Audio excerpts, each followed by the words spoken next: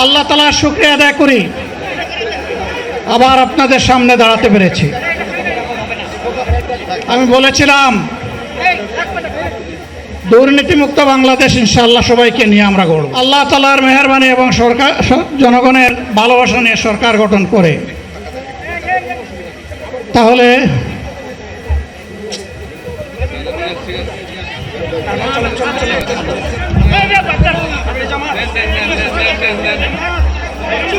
যত সময় হায়াত দিয়েছেন তত সময় মানুষের জন্য লড়াই করব ইনশাআল্লাহ।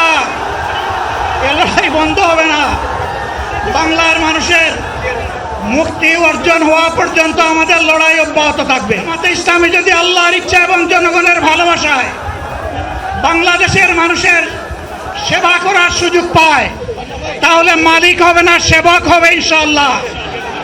আজ আমি ঘোষণা দিচ্ছি, লক্ষ জনতাকে সাথে নিয়ে বাংলাদেশ জামাতে ইসলামী থেকে যারা আগামীতে সংসদ সদস্য হিসাবে নির্বাচিত হবে তাহলে কোনো এমপি, কোনো মন্ত্রী আগামীতে সরকার কিন্তু প্লট গ্রহণ করবে না।